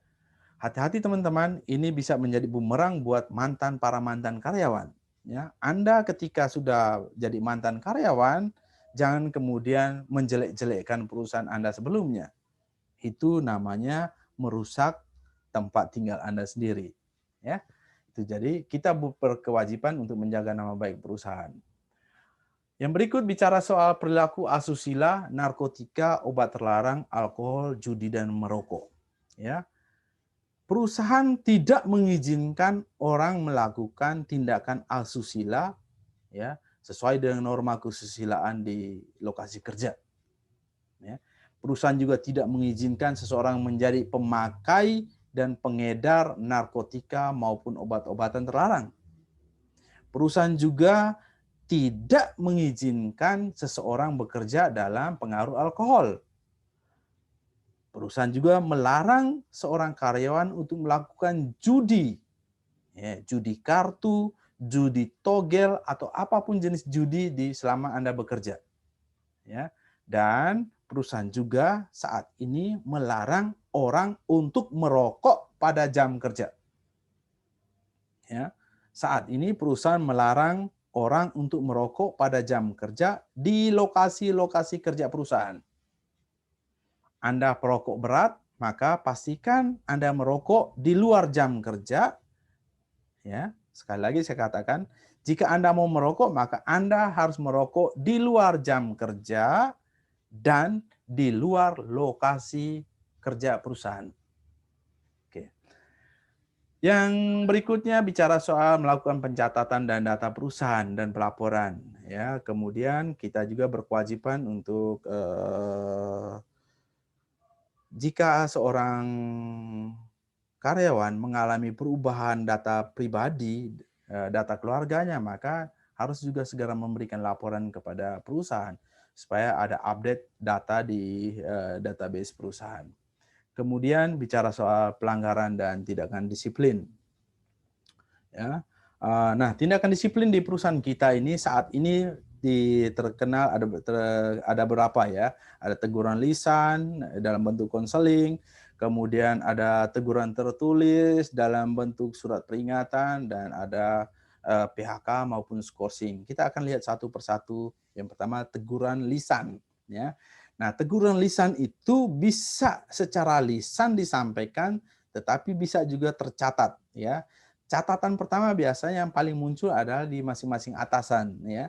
Saya sebagai pimpinan atasan akan memanggil bawahan saya menegur, rekan, teman, hari ini Anda tidak bisa melakukan pekerjaan ini karena ternyata Anda gagal di dalam mengelola waktu kerja Anda. Lebih banyak bermain HP, ambil contoh, ya. Makanya pekerjaan ini tidak selesai. Pelanggaran ini saya kategorikan sebagai teguran lisan kepada bawahan, tetapi saya membuat catatan di dalam buku harian. Si A sudah pernah saya tegur kasus bermain HP. Ya, muncul lagi, ya. Ternyata di bulan berikutnya muncul lagi hal yang sama. Saya bisa buat teguran lisan tercatat kedua, ya. Kemudian ada tercatat ketiga. Ini dalam bentuk konseling, ya. Jadi konseling tidak berarti harus tertulis, bisa juga tercatat secara di buku harian atasan masing-masing. Kemudian setelah itu muncul namanya surat peringatan, ya, surat peringatan pertama. Sudah ditegur secara lisan, tetapi ternyata tidak ada perubahan, maka muncullah surat peringatan pertama, ya. Kemudian sudah ditegur, muncul surat peringatan pertama, muncul lagi yang namanya dalam 6 bulan surat peringatan masih aktif, yang bersangkutan melakukan kesalahan, bisa naik ke surat peringatan kedua, ya. Kemudian dalam 6 bulan masih juga melakukan pelanggaran, muncul surat peringatan ketiga, kemudian akan muncul yang namanya paling terakhir adalah PHK. Nah, catatan saya adalah bicara soal jenis tindakan disiplin. Memang peraturan perusahaan mensyaratkan adanya peningkatan dari SP konseling, SP1, SP2, SP3 maupun PHK. Tetapi juga jenis tindakan disiplin ini diberikan berdasarkan besarnya kesalahan tersebut. Ya, saya ambil contoh. Yang bersangkutan melakukan pencurian. Ada saksi, ada barang bukti, dan ada pengakuan. Maka yang bersangkutan tidak bisa, tegur dulu, SP1 dulu, SP2 dulu, SP3 dulu. Tidak bisa. Bisa langsung ke PHK. Ya, karena besarnya kesalahan tersebut, maka karyawan bisa dikenakan langsung PHK. Ya. Begitupun sebaliknya. Jadi tidak semua tindakan disiplin itu diberikan berdasarkan tingkatan. Ya, harus ini dulu baru naik ke tingkat 2, SP2 baru ke SP3. Tidak bisa. Bisa juga diberikan berdasarkan besarnya kesalahan tersebut. Itu jenis tindakan disiplin. Kemudian skorsing. Ya, sebelum ada PHK, maka akan ada diberi namanya skorsing. Ya, istilah lain itu istirahat sementara atau dirumahkan. Alasan pemberian skorsing ini satu, hukuman atas pelanggaran. Yang kedua adalah penyelesaian hubungan kerja dalam konteks PHK, maka Sebelum keputusan PHK itu diterbitkan, karyawan tersebut akan dilakukan skorsing, diberikan istirahat sementara di rumah. Kemudian skorsing ini juga diberikan dalam proses investigasi. Misalnya ada kecelakaan kerja dan yang bersangkutan masih dalam konteks investigasi, maka kita akan merumahkan orang tersebut. Dan yang tentunya skorsing ini juga bisa dilakukan untuk mencegah meluasnya pengaruh negatif. Karena bisa terjadinya adanya provokasi dan agitasi yang dilakukan oleh karyawan tersebut, ya, mempengaruhi rekan-rekan kerja yang lain supaya melakukan pelanggaran. Ya, untuk mengantisipasi itu, maka karyawan tersebut akan diskorsing. Skorsing, jumlah waktu skorsing paling lama 1 bulan kalender, ya, dan paling cepat 14 hari. Ya. Kemudian selama skorsing, maka karyawan itu harus siap datang untuk memenuhi permintaan panggilan di kantor untuk proses investigasi ataupun urusan apapun itu. Nah, jika kemudian selama skorsing dipanggil dan tidak masuk, tidak hadir, maka ini dikategorikan sebagai mangkir. Nah, mangkir 5 hari berturut-turut, maka dikategorikan sebagai mengundurkan diri secara sepihak. Oke, itu tentang hak dan kewajiban. Kita masuk pada bab 10 tentang pemutusan hubungan kerja. Ya. Ada berbagai macam jenis pemutusan hubungan kerja. Yakni yang pertama, pemutusan hubungan kerja karena karyawan itu habis kontrak. Ya, perjanjian kerja berakhir. Maka secara hukum dia akan putus. Ya. Kemudian pemutus PHK juga bisa terjadi karena pengajuan permohonan sendiri, resign. Ya. Kemudian PHK bisa terjadi karena pelanggaran peraturan perusahaan. Tadi harus melalui konteks ada SP1, SP2, SP3. Kemudian karena karyawan meninggal dunia, karena pensiun, karena ditahan tiap pihak berwajib, efisiensi ini adalah pengurangan. Misalnya sebuah pekerjaan, luasan ruang lingkup pekerjaan itu sudah berkurang, maka ada sebagian karyawan akan dikurangi. Jumlah karyawan akan dikurangi, maka ada berapa orang yang akan diefisiensikan. Kemudian PHK karena sakit berkepanjangan. Ya, misalnya orang ini sakit terus-menerus dalam waktu yang lama, maka setelah 12 bulan yang bersangkutan bisa di PHK. Ya. Nah, selama menunggu sakit berkepanjangan ini memang ada upah yang dibayarkan, tetapi besaran upah itu mengikuti ketentuan perundang-undangan. Ya. 3 bulan pertama itu masih dibayar 100%, ke 3 bulan kedua sudah 75%, 3 bulan ketiga itu 50%, 3 bulan keempat 25%, dan sampai bulan ke-12 belum ada perubahan, maka PHK bisa dilakukan oleh perusahaan. Ya, kategori sakit berkepanjangan. Akan berbeda kalau sakit berkepanjangan ini dikategorikan karena kecelakaan kerja. Ya. Dan PHK yang berikut ada PHK karena pelanggaran berat. Pelanggaran berat itu ambil contoh tadi pencurian, pemukulan itu juga bisa terjadi pelanggaran berat. Prinsipnya adalah setiap pelanggaran yang bisa dibuktikan, ya, ada saksinya, ada barang bukti, dan ada pengakuan, dan dikategorikan sebagai pelanggaran berat, maka karyawan tersebut bisa langsung di PHK. Mekanisme PHK. Yang pertama adalah sebelum adanya PHK harus ada perundingan. Ya. Semua PHK akan diusahakan diselesaikan dengan cara damai, ya. Mau PHK karena habis kontrak ataupun PHK karena pelanggaran berat, itu harus diusahakan diselesaikan dengan damai, ya. Yang kedua, setelah adanya perundingan, kemudian akan dilakukan namanya pengembalian aset, ya. Semua aset yang dimiliki oleh karyawan yang diserahkan oleh perusahaan kepada yang bersangkutan bisa berupa ID Kimper, password komputer, dokumen, tools, dan lain-lainnya harus dilakukan serah terima kembali, ya, diberikan kepada kembali kepada perusahaan. Kemudian kita harus melakukan penyelesaian hutang piutang. Misalnya ada karyawan yang masih punya hutang di perusahaan, itu harus diselesaikan. Nah, proses penyelesaian hutang piutang ini bisa dipotong langsung dari haknya ataupun harus dibayar oleh karyawan tersebut. Ya. Kemudian akan ada penandatanganan berkas, selesai hutang diselesaikan, baru dilakukan penandatanganan berkas. Anda akan dipanggil dan menandatangani seluruh berkas PHK. Ada surat keputusan, ada surat kesepakatan bersama, ada exit interview dan lainnya, Anda harus mengisinya, menandatanganinya. Kemudian setelah itu akan ada pembayaran hak. Ya, jika karyawan itu berhak atas pesangon dan lainnya, maka kita akan melakukan kesepakatan soal pembayaran hak tersebut. Ya, setelah hak itu dibayar, baru kemudian perusahaan akan menyerahkan yang namanya surat pengalaman kerja. Ya. Nah, surat pengalaman kerja itu bisa diberikan kepada mereka yang berhak mendapatkan surat pengalaman kerja. Kalau kemudian ada karyawan tidak berhak, misalnya masa kerjanya hanya 2 bulan, maka kami hanya memberikan yang namanya surat keterangan kerja. Ya, ini mekanisme PHK. Jadi seluruh proses PHK harus melalui mekanisme seperti ini.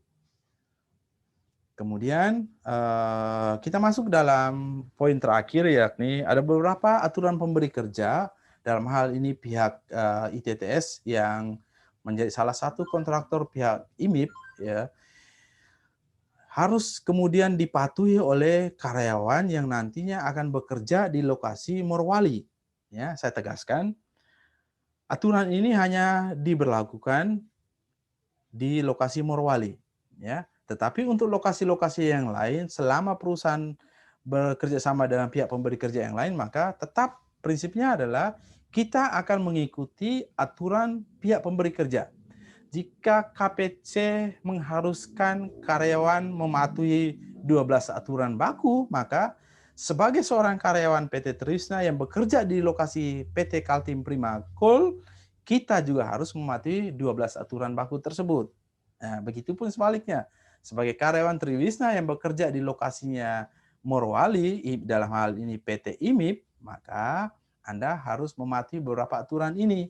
Yang pertama tentunya bicara soal kasus pencurian. Cukup berat perusahaan di Sulawesi Tengah ini memberikan beban kepada karyawan. Ya. Jika Anda kedapatan melakukan pencurian, maka Anda akan mendapatkan denda senilai 20 juta. Ya, angkanya cukup besar. Jika Anda melakukan perkelahian orang per orang, Anda akan mendapatkan denda 20 juta. Kemudian, jika perkelahian secara kelompok, maka Anda mendapatkan denda senilai 100 juta. Ya. Jika Anda bekerja tanpa simper, maka Anda akan mendapatkan denda senilai 4 juta rupiah. Ya. Jika Anda merokok, kedapatan merokok, Anda akan didenda 2 juta. Dan jika Anda tidak memakai helm, Anda akan dikenai denda 2 juta. Dan jika Anda bekerja dalam situasi pengaruh alkohol yang menyebabkan Anda melanggar rambu kecepatan, Anda melanggar rambu-rambu yang ada di lokasi kerja, maka Anda mendapatkan denda 4 juta. Ya. Ini aturan-aturan yang diberikan oleh pihak pemberi kerja, dalam hal ini pihak International Morowali Industrial Park di Sulawesi Tengah. Ya. Karena itu bagi karyawan Triwisna yang bekerja di lokasi PT IMIP harus melihat denda-denda ini sebagai salah satu motivasi Anda untuk tidak melakukan pelanggaran. Ya. Karena nilai nominal yang dibebankan cukup tinggi. Oke. Dan tadi saya katakan bahwa prinsip selama Triwisna bekerja dengan pihak pemberi kerja, maka aturan pihak pemberi kerja tetap menjadi acuan perusahaan dalam memberikan tindakan disiplin. Ya. Nah, ini salah satu komitmen dari manajemen, bahwa manajemen menyatakan bahwa seluruh karyawan PT Triwisna menjamin dan bertanggung jawab akan mematuhi tata tertib industri PT Indonesia Morowali Industrial Park yang termuat dalam surat edaran. Jadi ini karena manajemen sudah menandatangani komitmen ini, maka kita sebagai karyawan juga harus bertanggung jawab dan menjamin bahwa aturan pihak pemberi kerja harus kita patuhi. Oke. Ya, itu prinsip yang harus ada di kita sebagai karyawan. Ya, karena kita mendukung apa yang sudah dikomitmenkan oleh manajemen ini. Nah, itu saja yang bisa saya jelaskan dalam internal induksi ini. Banyak hal yang akan Anda temui, Anda baca di dalam peraturan perusahaan yang nanti akan kami berikan kepada Anda masing-masing. Ya, buku kecil itu harapan saya itu bisa menjadi buku pegangan Anda yang jika dalam waktu luang di sela-sela pekerjaan Anda bisa membuka dan membacanya, ya, sehingga kemudian jika ada pertanyaan, ada kebingungan terhadap aturan yang tercantum di dalam buku tersebut, itu Anda bisa menanyakan kepada kami di nomor HP ini 0822 5164 1776 ya. Demikian yang bisa saya sampaikan. Terima kasih atas perhatian.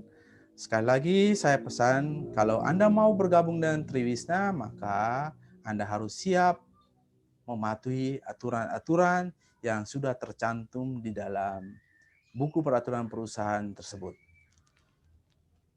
Sekali lagi terima kasih. Kita akan ketemu di lain waktu.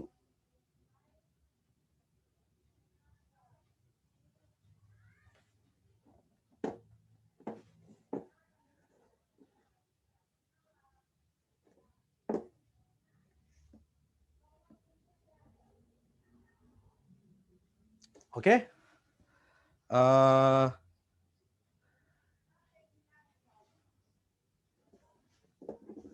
Sesi kedua nanti kita akan lanjutkan dengan safety induction.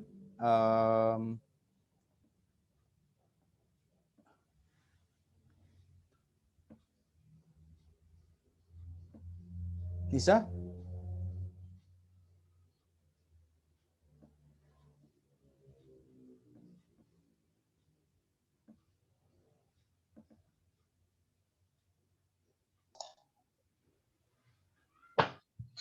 Sudah Kak Ces?